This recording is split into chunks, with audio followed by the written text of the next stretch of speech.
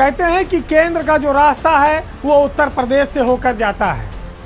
उत्तर प्रदेश में विपक्षी एकता को लेकर बहुत सारी बातें होती हैं और जो सबसे बड़ी पार्टी है विपक्ष की, अखिलेश यादव की समाजवादी पार्टी, उसमें जो विपक्षी एकता है वो कांग्रेस से दूरी को लेकर अब अखिलेश यादव के सामने एक नया धर्म संकट है। उन पर अपना फैसला बदलने का दबाव है। ऐसा आरएलडी के मुखिया जयंत चौधरी की वजह से है। आरएलडी राजस्थान में कांग्रेस के साथ चुनावी तालमेल में रहती है। हरियाणा में भी कांग्रेस और आरएलडी एकजुट हो रहे हैं। ऐसे में जयंत चौधरी ये चाहते हैं कि उत्तर प्रदेश के लोकसभा चुनाव में अखिलेश यादव, जयंत और कांग्रेस एकजुट होकर बीजेपी का मुकाबला करें, लोकसभा का चुनाव लड़ें।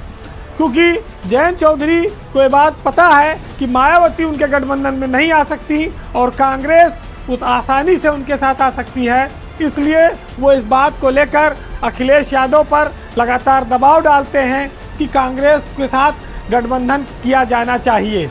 इस गठबंधन में अखिलेश के सामने कांग्रेस के साथ साथ चंद्रशेखर आज़ाद की पार्टी भी शामिल हो सकती है, क्योंकि बीजेपी दूसरी ओर छोटे छोटे दलों को अपनी ओर खींचने में लगी है।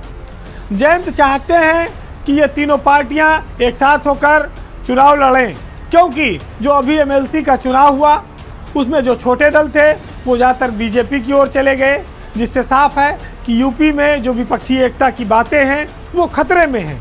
और इस खतरे की घंटी को अगर समय रहते पहले सुन लिया जाए तो शायद लोकसभा चुनाव में इस नुकसान से बचा जा सकता है।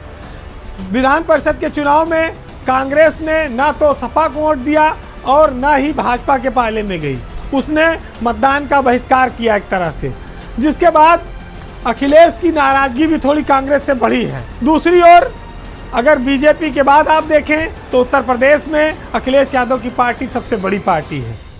वो शायद इस बात को लेकर आशंकित है कि अगर कांग्रेस के साथ वो जाते हैं या उन्हें मौका देते हैं तो भविष्य में इसका नुकसान समाजवादी पार्टी को उठाना पड़ सकता है। सबसे बड़ा फैक्टर इसके लिए मुस्लिम वोट बैंक है। यही वजह है कि कांग्रेस से दूरी दिखाने के लिए, प्रदर्शित करने के लिए समाजवादी पार्टी और अखिलेश यादव ने अमेठी और रायबरेली में भी प्रत्याशी लड़ाने के बयान दिए हैं। कांग्रेस से तालमेल पर सपा को अपना वोट बैंक खिसकने का खतरा है और यही वजह है कि शायद इस बात का आकलन चल रहा है समाजवादी पार्टी में कि जयंत के इस प्रस्ताव पर कितना आगे बढ़ा जाए।